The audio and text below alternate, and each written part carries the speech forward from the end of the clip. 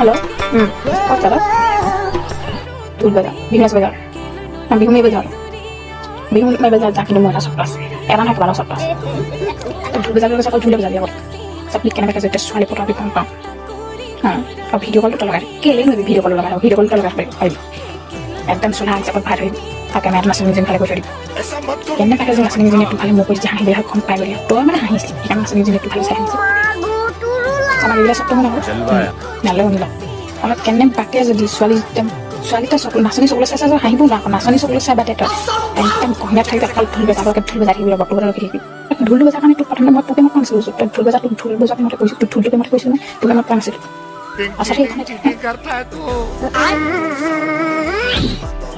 আৰু বাকীটা চব তোক নকওঁ তই কেনে পাক যে ঢোল বজাব যে নাচনি একদম কাষ চাবলৈ হয় চালিবি কিন্তু কথা বেয়া হ'ব হাঁহিব নোৱাৰা